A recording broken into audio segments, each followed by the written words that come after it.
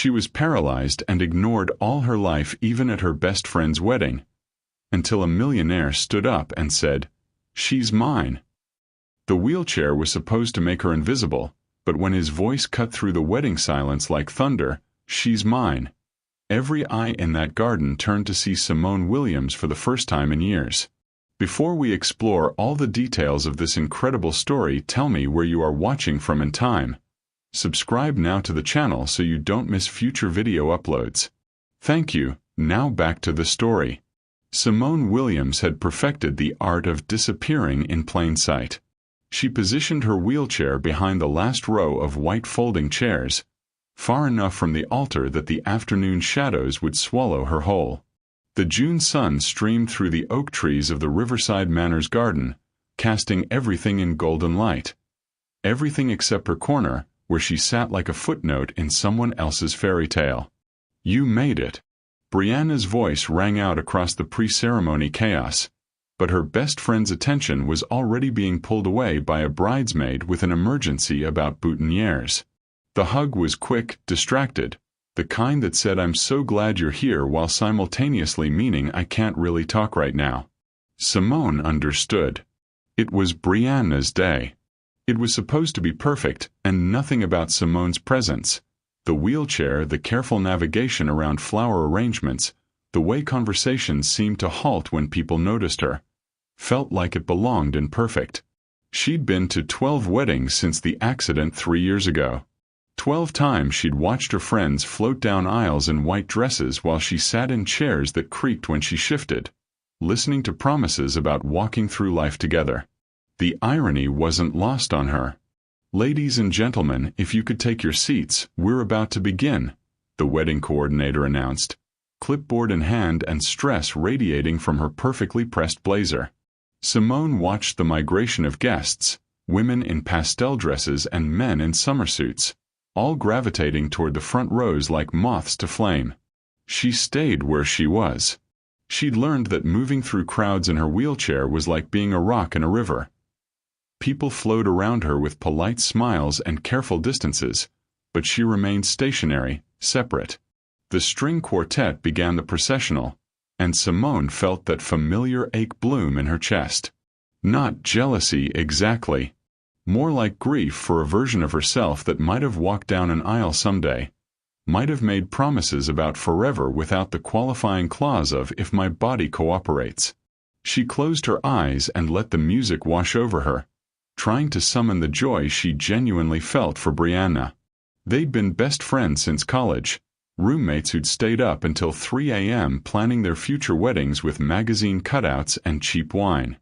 Brianna's was happening exactly as they'd imagined, minus Simone's participation as maid of honor, a role that had quietly shifted to Brianna's sister after a conversation full of "it might be easier if, and you understand, right?" Simone understood. She always understood. The music shifted, and she opened her eyes to see the bridesmaids gliding down the petal-strewn aisle in their sage-green dresses. Then Brianna appeared at the garden's entrance, radiant in white silk and her grandmother's pearls, her father's arm steady beneath her hand. What do you think defines a person's worth? What they can do, or who they choose to love? The thought hit Simone unexpectedly, and she found herself gripping the arms of her wheelchair. Was she the only one here wondering about the promises being made? About what happened when for better or worse got tested by life's unexpected curveballs? As Brianna reached the altar, Simone's attention drifted to the guests. Front row, both sets of parents, dabbing at their eyes with tissues. Second row, college friends, some she recognized, others who'd joined the group after she'd faded from the regular hangouts. Third row, work colleagues, people who knew Brianna's professional life but not her story about the time she and Simone had driven 8 hours to see their favorite band, only to sleep in the car because they'd blown their hotel money on concert t-shirts. And then, in the fourth row, sat a man who didn't fit. He was older than most of the other guests, probably early 40s, with dark hair touched by silver at the temples. His suit was clearly expensive, not rental expensive, but the kind of tailored perfection that spoke of personal shoppers and Italian fabric. He sat alone, checking his phone with the distracted air of someone used to being needed elsewhere. But what caught Simone's attention wasn't his obvious wealth or his out-of-place demeanor. It was the way he was watching the ceremony, not with the polite attention of a distant acquaintance, but with something that looked almost like longing, like he was seeing something the rest of them were missing. She wondered who he was, this stranger in their small circle of friends and family. A business associate of the groom's, maybe? Someone who'd been invited out of obligation rather than affection? The officiant began speaking about love and commitment, about two souls choosing to walk through life together, and Simone felt that familiar tightness in her throat. She'd heard these words before at 11 other weddings, and they never got easier. Not because she begrudged anyone their happiness, but because they reminded her of conversations that would never happen, of futures that had been rewritten without her consent. She glanced around at the other guests, all focused on the altar, all believing in the fairy tale unfolding before them. No one was looking at her. No one ever looked at her anymore. Except the man in the expensive suit had turned slightly in his seat, and for a moment their eyes met across the garden. His gaze was direct, curious, not the quick glance away because wheelchairs are uncomfortable look she'd grown accustomed to. He studied her face with an intensity that made her self-conscious, like he was trying to solve a puzzle. Simone looked away first, heat rising in her cheeks. She focused on Brianna, who was now exchanging vows with her fiancé, husband, about always being each other's home, each other's safe harbor in any storm. Beautiful words, Simone thought. I wonder if they'll still mean the same thing when the storms actually hit. The ceremony continued, rings were exchanged, and finally, the words everyone was waiting for. You may kiss the bride. The garden erupted in applause and cheers as the new couple kissed, then turned to face their guests with radiant smiles. Simone clapped along, genuinely happy despite the hollow feeling in her chest. As the recessional music began and the wedding party started their procession back down the aisle, she prepared to wait. This was always the hardest part, watching everyone else surge toward the couple with congratulations while she figured out how to navigate the crowd without causing a bottleneck. But as the guests began to stand and move, something unexpected happened. The man in the expensive suit stood up, but instead of following the crowd toward the altar, he turned and began walking directly toward her. Simone's first instinct was to look behind her, certain he must be approaching someone else. But there was only the garden wall draped in white roses, and when she turned back, he was still walking toward her with purpose. He was taller than she'd realized from her seated vantage point, probably 6'2", with the kind of confident stride that suggested he was used to rooms parting for him. Up close, his suit was even more impressive. Charcoal gray with subtle pinstripes that probably cost more than her monthly rent. But it was his eyes that caught her off guard. Deep blue with laugh lines that suggested he smiled more than his serious expression let on. "Excuse me," he said, stopping a respectful distance from her wheelchair. His voice was smooth, with a faint trace of an accent she couldn't place. "I don't think we've been introduced. I'm Christopher." Christopher. Not Chris or Christy, but the full, formal version. It suited him. "Simone," she replied, tilting her head up to meet his gaze. "I'm sorry, but do we know each other?" Around them, the garden was emptying as guests made their way toward the cocktail reception on the manor's terrace. The photographer was busy arranging family shots near the altar, and the string quartet had switched to something light and celebratory. But in their small corner, time seemed to have slowed. "Not yet," Christopher said, and something in the way he said it made her pulse quicken. "But I noticed you during the ceremony. You looked." He paused, searching for the right word. Present. Really present. Most people at weddings are thinking about their own lives, their own relationships. But you were actually listening. Simone blinked, unsure how to respond. "I guess I was." It was a beautiful ceremony. It was. He nodded toward the manor. Are you heading to the reception? The simple question landed like a small weight in her stomach. She was planning to make an appearance, of course. She'd stay for the cocktail hour, maybe eat dinner, and then slip away before the dancing started. That was her usual wedding protocol now. Present enough to show support, absent enough to avoid the awkwardness of being the only person who couldn't participate in half the festivities. Eventually, she said, I was just taking a moment to disappear. The question was gentle but direct, and it caught her completely off guard. What? You've been doing it all afternoon. Positioning yourself where people won't notice you. Staying quiet when conversations happen around you. You're very good at it, actually. Making yourself invisible. Heat flooded Simone's cheeks. The observation was so accurate, so precisely articulated, that it felt like being seen through a window she didn't know was transparent. I don't know what you mean, she said, but her voice came out smaller than intended. Christopher studied her for a moment, then did something unexpected.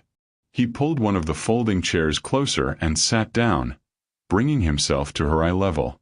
The gesture was so natural, so unconsciously considerate, that Simone felt something tight in her chest begin to loosen. I've been watching you for the past hour, he said. And what I've seen is someone incredibly beautiful trying very hard to convince the world she doesn't exist. The words hit her like a physical force. Beautiful. When was the last time someone had called her beautiful? Not pretty or nice or brave, those careful adjectives people used when they were trying to be kind about her circumstances.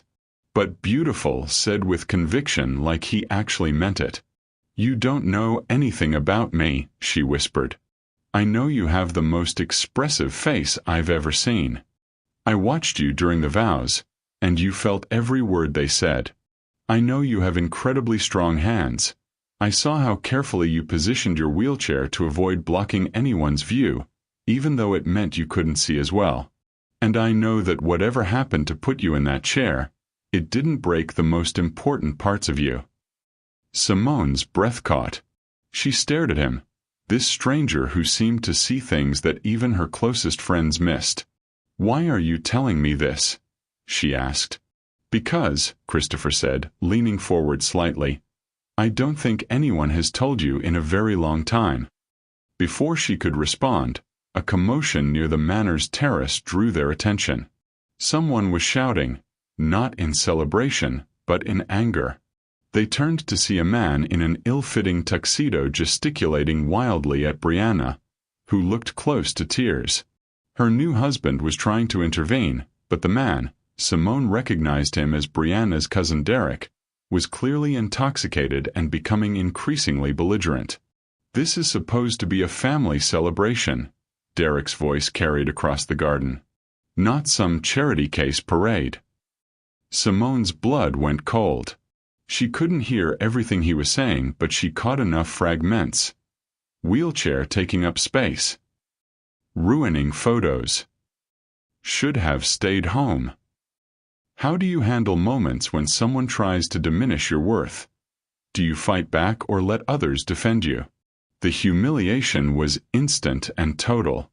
Every wedding guest was now staring at the scene, and Simone knew with horrible certainty that Derek was talking about her. About how her presence was somehow spoiling Brianna's perfect day.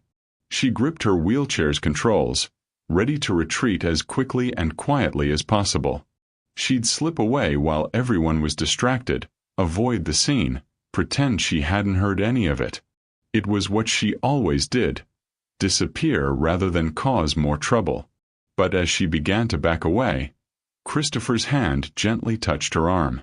Don't, he said quietly. Don't you dare run away.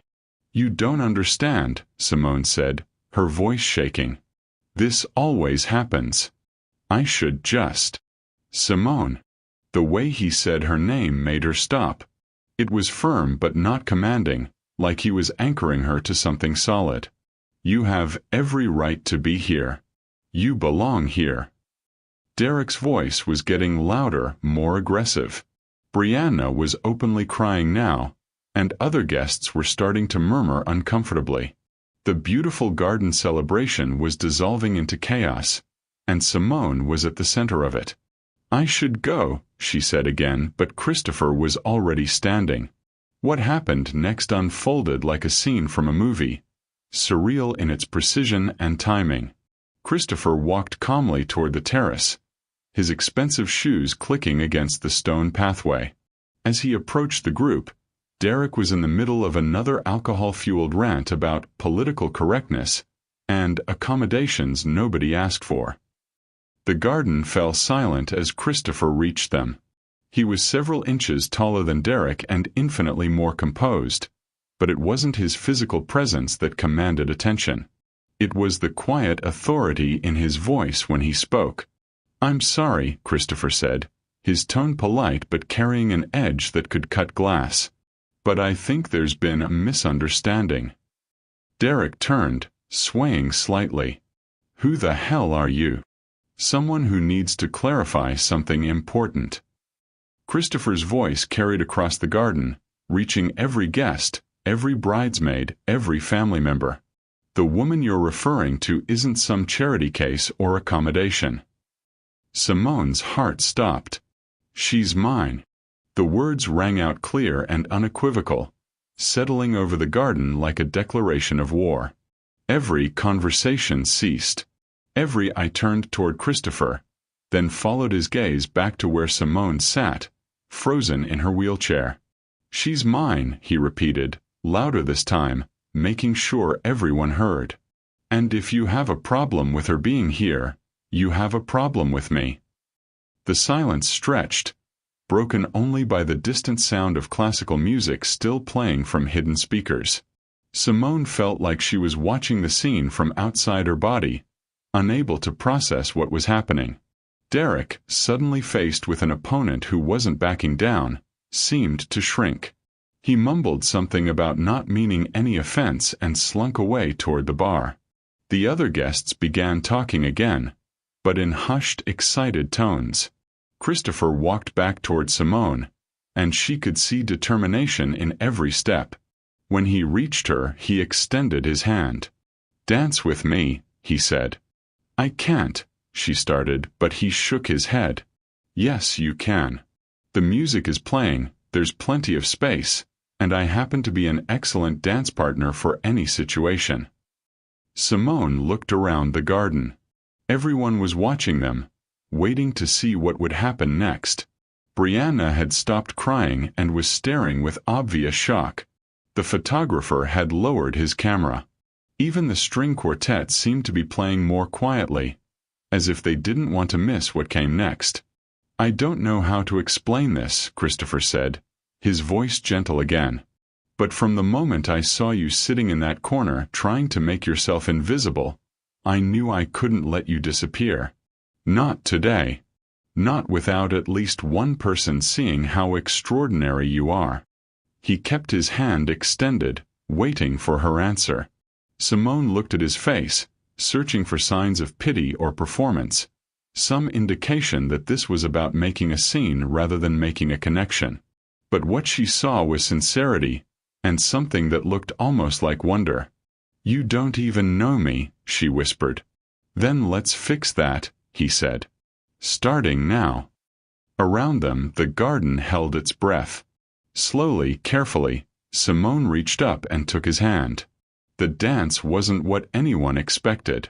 Christopher didn't try to lift Simone from her wheelchair or create some cinematic moment that would make the other guests sigh with manufactured emotion.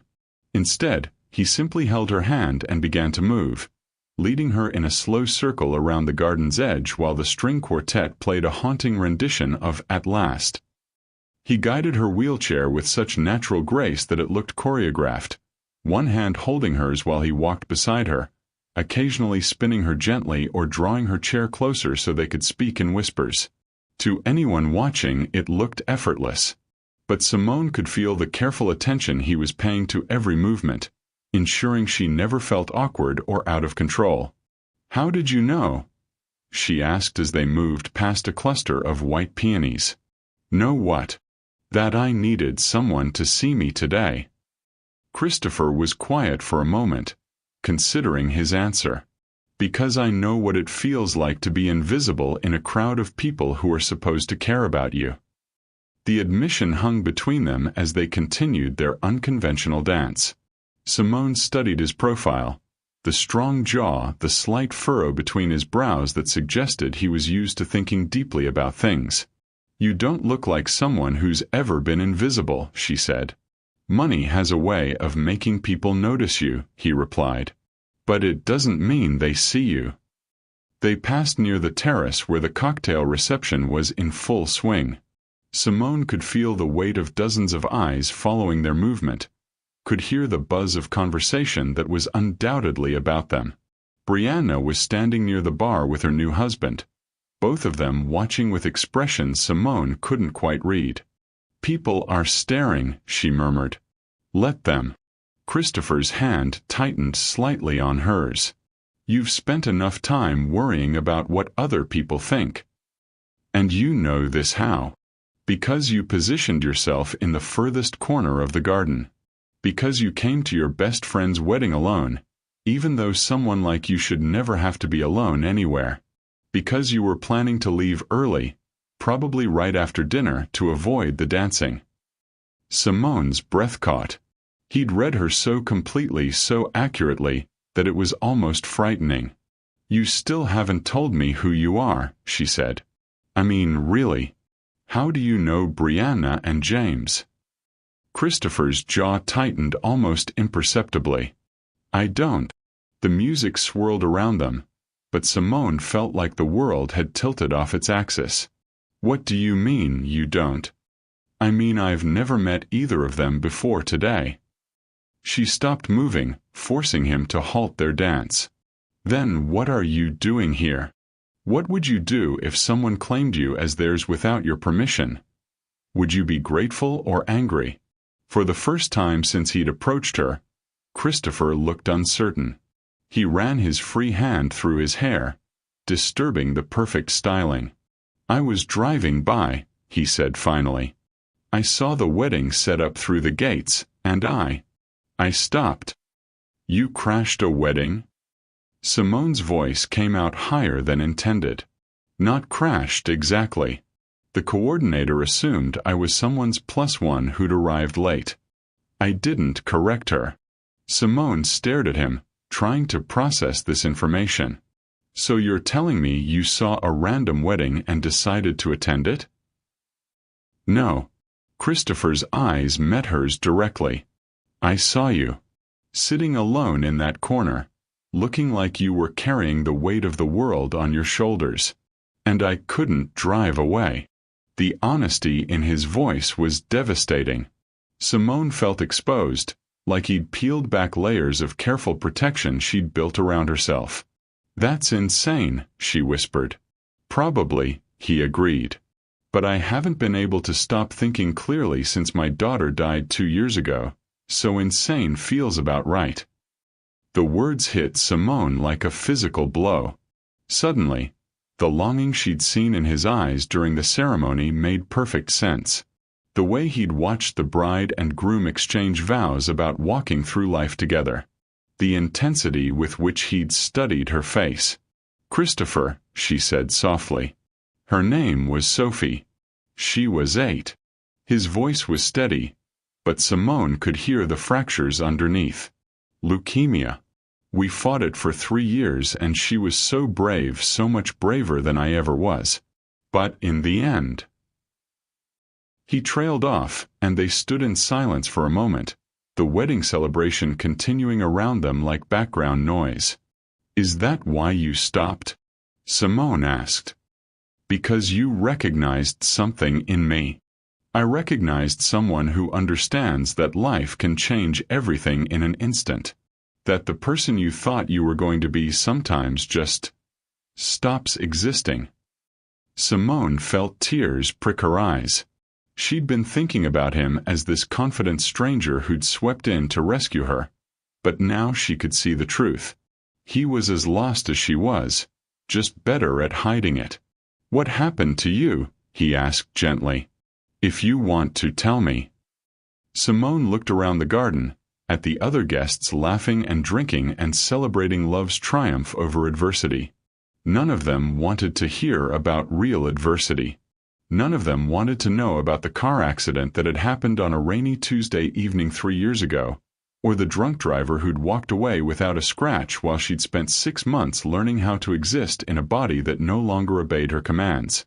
But Christopher was looking at her like her story mattered. Like she mattered. Car accident, she said simply. 3 years ago. I was driving home from work, and a drunk driver ran a red light. Spinal cord injury. T12 complete. Christopher nodded, not with pity but with understanding. And everything changed. Everything. The word came out heavy with all the weight it carried. My job, my relationships, my entire sense of who I was supposed to be. I was going to be a dance teacher. Did you know that? I had my own studio planned, a business loan approved. I was going to teach little girls how to be graceful and confident. You still could, Christopher said quietly. Simone laughed, but it came out bitter. From a wheelchair? From wherever you are. Grace isn't about how you move your legs, Simone. It's about how you move through the world. Before she could respond, Brianna appeared beside them, her wedding dress rustling against the stone pathway. Simone, she said, her voice tight with something that might have been concern or embarrassment. I'm so sorry about Derek. He's had too much to drink, and you know how he gets. It's fine, Simone said automatically. The response she'd perfected over 3 years of managing other people's discomfort. It's not fine, Christopher said firmly.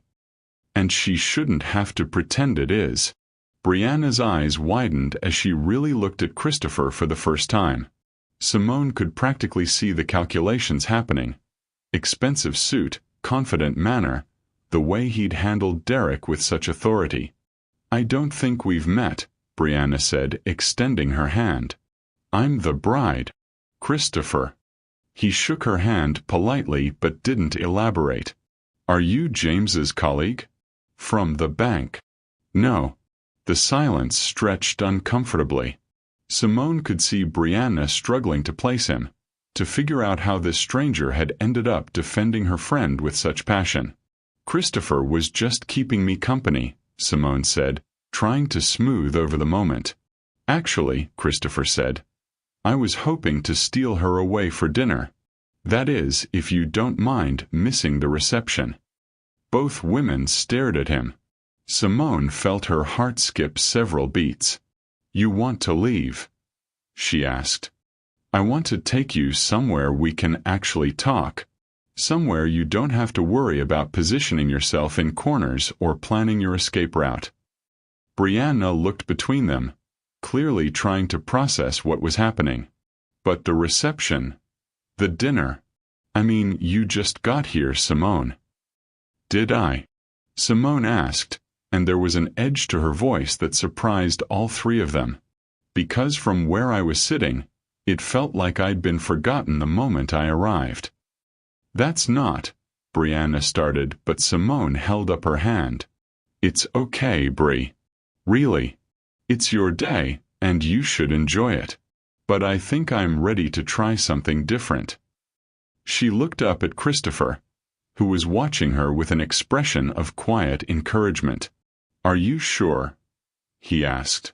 Because once we leave, people are going to talk. About today, about us, about what it all means. And what does it mean? Simone asked. Christopher smiled, and for the first time, it reached his eyes completely. I have absolutely no idea. But I'd like to find out. Simone glanced around the garden one more time, at the perfect decorations, the happy couples, the celebration of a love that felt both distant and impossible. Then she looked back at Christopher, this stranger who'd somehow seen her when she'd been trying so hard to disappear. Okay, she said. Let's go find out. As they began to move toward the garden's exit, Brianna called after them. Simone, wait. I need to know, who is he? Really? Simone paused, considering the question. Christopher was a stranger who'd crashed a wedding just to defend her honor. He was a grieving father who understood invisible scars. He was someone who'd looked at her wheelchair and seen past it to something worth claiming. I think, she said slowly, he might be exactly what I didn't know I was looking for. The string quartet had moved on to something light and celebratory, but as Simone and Christopher left the garden together, the music seemed to follow them, wrapping around their unlikely connection like a promise of something neither of them had dared to hope for. Behind them, the wedding reception continued, but ahead of them stretched the possibility of something entirely their own.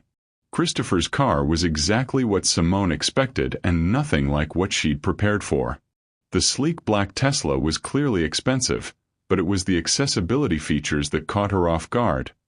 Hand controls expertly installed, a seamless transfer system, space designed with wheelchairs in mind. As he helped her navigate from her chair to the passenger seat, his movements were practiced, efficient. You've done this before, she observed as he folded her wheelchair with surprising expertise. My daughter, he said simply, securing the chair in the back. Sophie used a wheelchair for the last year of her life. The treatments made her too weak to walk much, so I learned. The revelation settled between them as he started the car, the engine purring to life with electric silence. Simone watched him program an address into the GPS, noting the careful deliberation in his movements. Where are we going? She asked. Somewhere I should have taken her but never got the chance, Christopher said, pulling away from Riverside Manor. There's a restaurant about 30 minutes from here. Rosewood. It's been wheelchair accessible since 1987, and they have this view of the lake at sunset that Sophie always wanted to see. The afternoon had turned golden, casting everything in warm light as they drove through Virginia's countryside. Simone found herself studying Christopher's profile as he navigated the winding roads, noting the way his hands gripped the steering wheel with unnecessary tension. Tell me about her, she said softly. Sophie. Christopher was quiet for so long that Simone wondered if she'd overstepped. Then he began to speak, his voice careful but steady. She was 8 when she died, but she was ancient in some ways. Cancer does that to kids. Makes them wise too fast. He smiled, and it was the first genuine expression of joy she'd seen from him. She had this laugh that could fill an entire room. Even in the hospital, even when she was hurting, she could find something funny about the situation. She sounds extraordinary. She was. And she would have loved you. The certainty in his voice made Simone's breath catch. How can you know that? Because Sophie had this radar for authenticity. She could spot fake cheerfulness from a mile away. But real strength? Real grace? She was drawn to it like a magnet. Christopher glanced at her briefly. She would have seen in you what I see. And what's that? Someone who's been tested by life and refused to break. They drove in comfortable silence for several miles, the landscape shifting from manicured wedding venue grounds to rolling hills dotted with horses and farmhouses. Simone felt something loosening in her chest, a tension she hadn't realized she'd been carrying. Can I ask you something? Christopher said as they approached a small town with tree-lined streets. Of course. Back at the wedding when that man, Derek, was saying those things about you. What were you feeling? Really feeling, not what you think you should have felt. Simone considered the question, recognizing the careful weight behind it. Shame, she said finally. Which is ridiculous because I know he was wrong. But there's this voice in my head that's been getting louder since the accident, telling me that I'm a burden. That my presence complicates things for other people. And today that voice was screaming. She turned in her seat to look at him directly. Until you stood up and said what you said. That you were mine. That I was yours. The words felt strange in her mouth, both foreign and familiar. Why did you say that? Really? Christopher pulled into the restaurant's parking lot, but he didn't immediately get out. Instead, he turned off the engine and sat with his hands still gripping the wheel. Because in that moment it felt true, he said quietly. I know that doesn't make sense. I know we just met, and I know this whole situation is insane. But when I saw you being diminished like that, something in me just claimed you, protected you. Like you belonged to me and I belonged to you. Simone felt her heart hammering against her ribs. Christopher. I know it's crazy, he continued, his voice gaining urgency. I know I have no right to feel that way about someone I just met. But I haven't felt anything real since Sophie died. For 2 years, I've been going through the motions of living without actually being alive. And then I saw you sitting in that corner trying to disappear, and suddenly I was awake again. He turned to face her fully, and the intensity in his eyes was almost overwhelming. You want to know the truth about why I stopped at that wedding? It wasn't just because I saw you looking sad. It was because you looked exactly like someone who understands that life can take everything from you in an instant, and you were still there. Still showing up. Still trying to be present for your friend's happiness even when it hurt. Simone felt tears building behind her eyes. It did hurt. Does hurt. Watching everyone else get their fairy tale while mine got rewritten. What if it wasn't rewritten? Christopher asked. What if it was just postponed?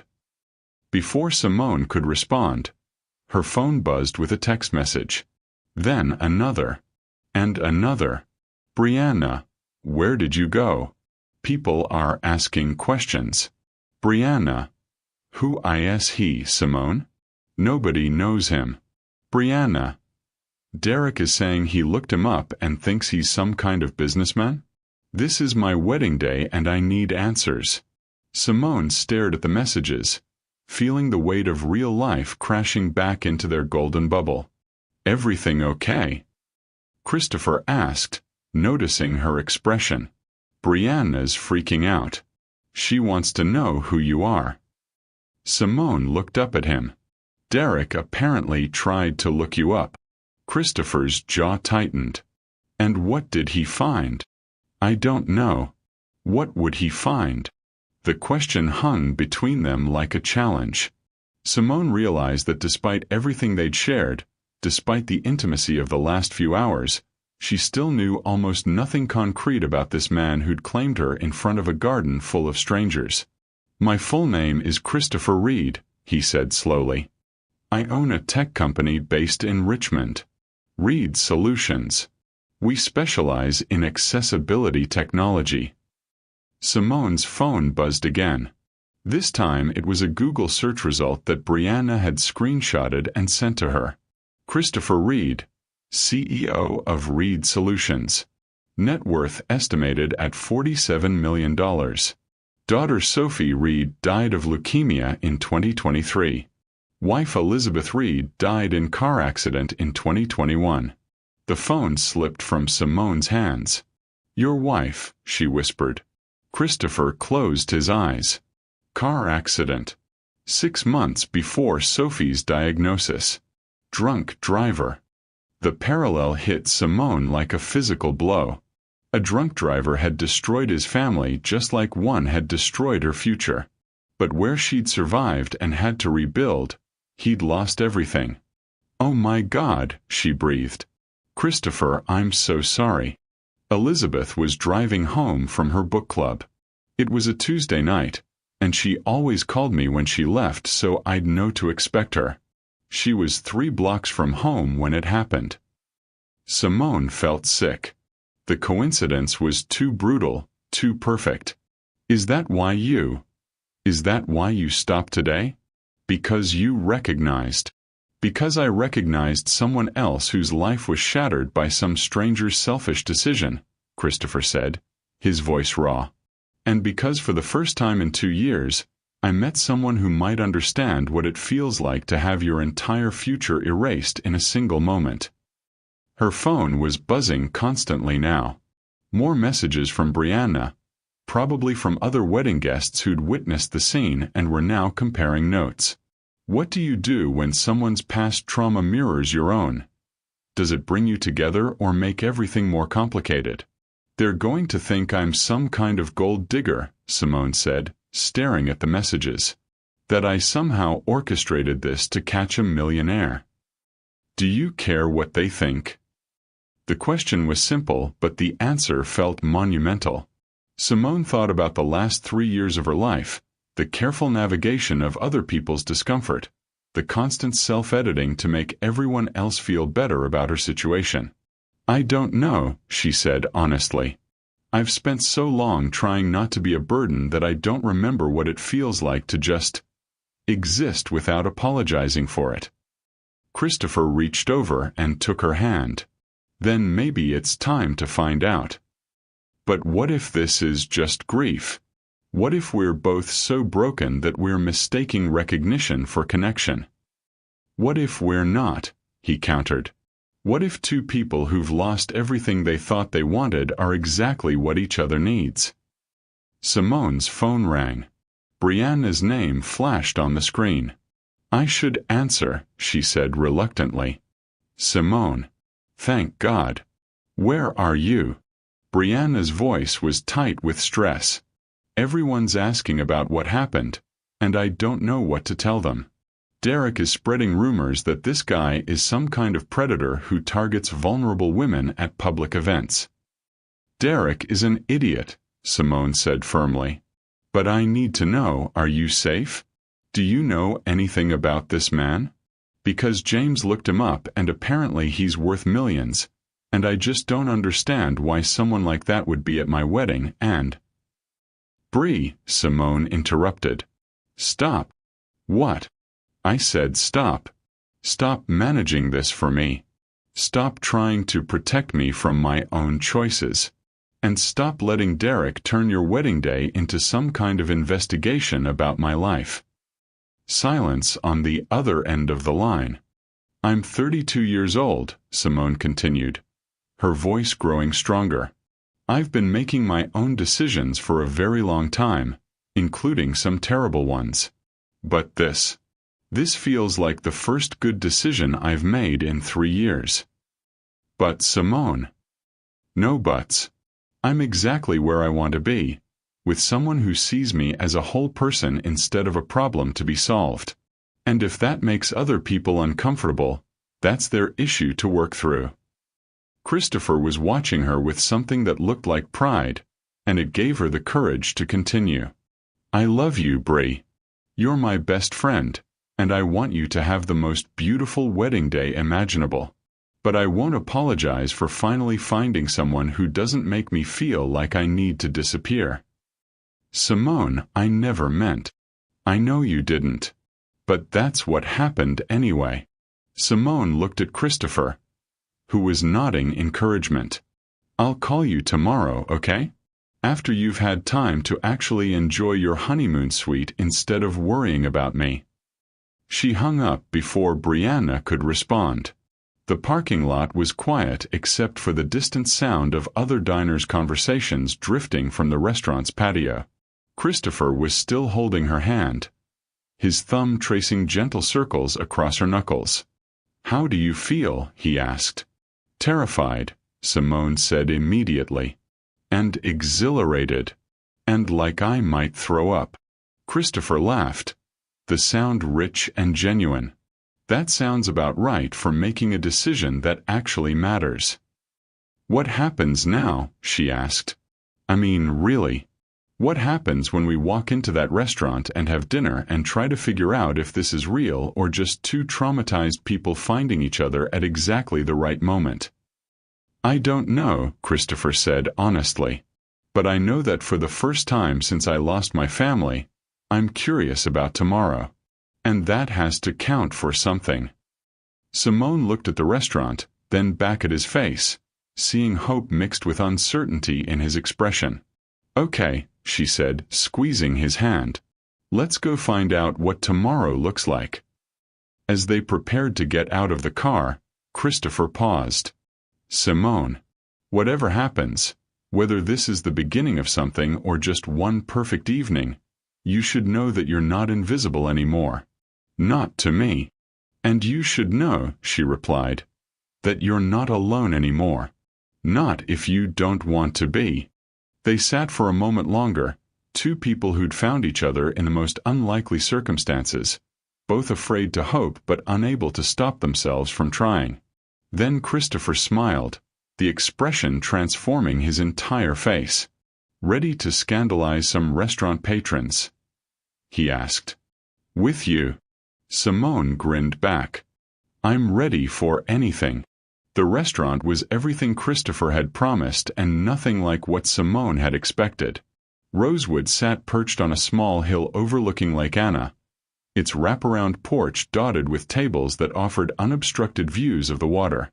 But what struck Simone most wasn't the setting, it was the seamless way the staff accommodated her wheelchair, the ramp that looked like it had always been part of the original architecture, the tables designed at perfect heights for both seated and standing diners. "Sophie would have loved this," Christopher said as they were led to a corner table with the best view of the lake. The sun was beginning its descent toward the horizon, painting the water in shades of gold and amber. "Tell me more about her," Simone said once they'd ordered. "What made her laugh?" Christopher's eyes brightened. "Dad jokes. The worse, the better. She had this collection of them that she'd memorized from library books, and she'd save up the most terrible ones for my worst days." He paused, smiling at the memory. During chemo, when she was really sick, she'd still try to make the nurses laugh. There was this one about a fish who went to medical school. "Tell me," Simone said softly, "what do you call a fish that needs help with his vocals?" Christopher's delivery was deliberately flat, which somehow made it funnier. "I don't know what." "Auto-tuna." Simone groaned and laughed simultaneously. "That's terrible. Sophie would have loved that you laughed and groaned at the same time. She said that was the mark of a truly effective bad joke." Their conversation flowed with surprising ease, moving from Sophie's humor to Christopher's work, to Simone's dreams of teaching dance before the accident. She found herself telling him things she'd never shared with anyone, not just about the physical challenges of her new reality, but about the profound identity shift that had come with it. "I used to define myself by movement," she said, watching a family of ducks glide across the lake's surface. "The way I could express emotion through choreography, the satisfaction of helping someone find grace in their body. After the accident, I felt like I'd lost my entire vocabulary." "But you haven't," Christopher said. "You've just had to learn a new language." "What do you mean?" "The way you moved during our dance today, that was choreography. The way you positioned yourself at the wedding to avoid disrupting anyone's view, that was consideration of space and movement. The way you've learned to navigate the world from your chair, that's a completely different kind of grace." Simone felt tears prick her eyes. "You really see it that way?" "I see you that way," he said simply. "Complete. Not broken or diminished or requiring fixing. Just you." Their food arrived. Pan-seared salmon for her, ribeye for him. But Simone found herself more interested in the conversation than the meal. "Can I ask you something difficult?" she said. Christopher nodded, cutting into his steak. What was the hardest part? Losing both of them so close together. He was quiet for a long moment, considering his answer. "The silence," he said finally. "Elizabeth used to hum while she cooked dinner. Nothing fancy, just whatever song was stuck in her head. And Sophie talked constantly.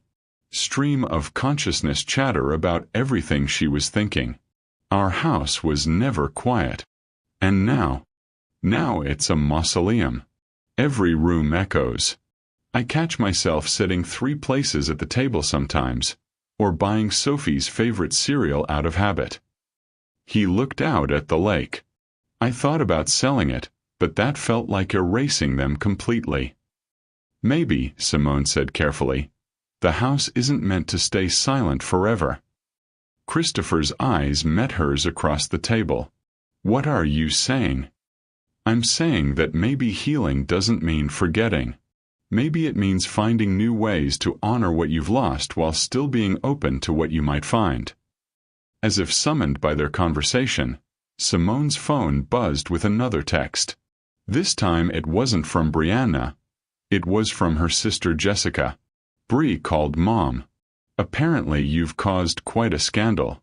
Mom wants to know if you need someone to come get you. Simone showed Christopher the message, and he laughed, a sound of genuine amusement rather than bitterness. Your family's worried about you, he observed. My family has been worried about me since the accident.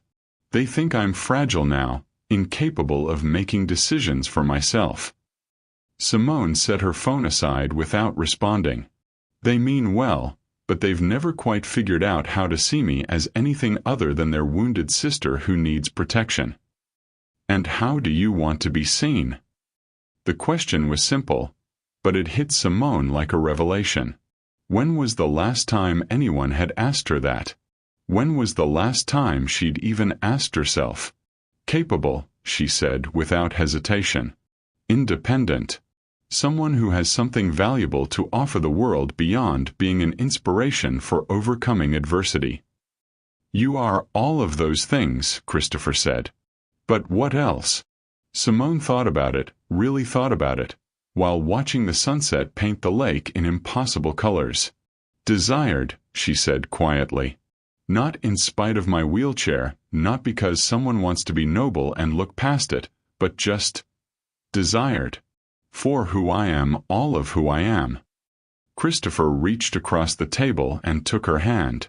Simone Williams, he said, his voice low and certain. You are the most desirable woman I've met in years. Your intelligence, your grace, your strength, your honesty. All of it. I'm not looking past anything about you. I'm looking directly at all of you and finding myself completely captivated. The words hit her like a physical force. She'd been so starved for that kind of recognition, that kind of seeing, that she almost couldn't process it. I don't know how to believe that, she whispered. Then let me show you, he said. Not tonight, not in some grand gesture, but over time. Let me prove that when I said you were mine today, it wasn't about possession or protection. It was about recognition. Recognition that you're exactly what I've been missing without knowing I was missing anything. How do you learn to trust someone with your heart when life has already broken it once? Do you guard it more carefully or love more boldly? The sun had nearly set, and the restaurant's outdoor lights were beginning to twinkle on. Other diners were finishing their meals, couples and families enjoying the last perfect evening of summer. But at their corner table, Simone and Christopher existed in their own world. I should probably head home soon, Simone said reluctantly. I have physical therapy tomorrow morning. Where's home? Christopher asked. Richmond. About 40 minutes from here. Richmond, he repeated thoughtfully. That's where my office is. What a coincidence, Simone said with a small smile. What if it's not a coincidence? Christopher asked. What if it's an opportunity? For what? For tomorrow. And the day after that. For finding out if two people who've been through hell can build something beautiful together. Simone felt her heart racing. Christopher, we just met. This morning I didn't even know you existed. And this morning I was going through the motions of being alive without actually living. Things change, Simone. Sometimes they change fast. What are you asking me? Christopher signaled for the check, then turned back to her with an expression of nervous determination. I'm asking if you'd like to have breakfast tomorrow. And maybe dinner tomorrow night. And maybe every meal in between until we figure out what this is. And if it doesn't work out? If we're just two people who found each other at the right moment for the wrong reasons? Then we'll have had some beautiful meals together, Christopher said simply. But I don't think that's what this is. What do you think this is? Christopher considered the question as he signed the check. I think this is two people who've learned what really matters meeting at exactly the moment when they're ready to risk everything again. As they prepared to leave, Christopher's phone rang. He glanced at it and frowned. I should take this, he said apologetically. It's my business partner. Simone watched his face change as he listened to whoever was on the other end. When he hung up, he looked troubled. Everything okay? She asked. That was Marcus. My business partner. Apparently someone contacted our PR department asking questions about me being at a wedding today. There are photos circulating on social media. Simone's stomach dropped. Photos of us?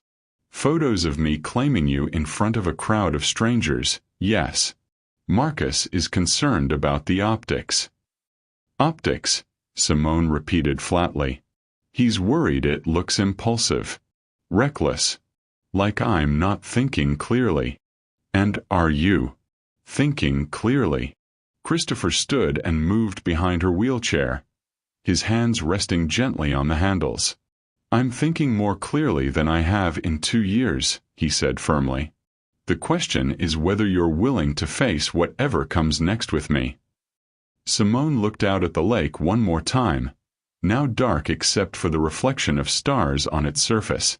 Somewhere behind them, other diners were having ordinary conversations about ordinary problems. Tomorrow she could go back to her ordinary life, her careful routines, her safe invisibility. Or she could choose something else entirely. Take me home, she said. Christopher's face fell slightly. Of course. I'll get the car. No, Simone interrupted, turning in her chair to look up at him. Take me home. To your house.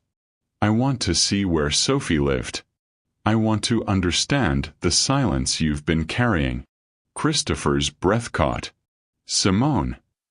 And then tomorrow morning, I want you to take me to my physical therapy appointment. I want you to meet Dr. Rivera, who's been helping me rebuild my strength for 3 years. I want you to see that part of my life too. Are you sure? I'm sure that I'm tired of being afraid. I'm sure that you're the first person in 3 years who's made me feel like myself again. And I'm sure that whatever happens next, I'd rather face it with you than hide from it alone. Christopher leaned down and kissed her forehead, the gesture so tender and unexpected that Simone felt tears spring to her eyes. Then let's go home, he said. The drive to Christopher's house took them through Richmond's West End, past tree-lined streets and historic neighborhoods. His home, when they reached it, was exactly what Simone had imagined. A beautiful colonial with a circular driveway and gardens that someone had clearly loved once upon a time.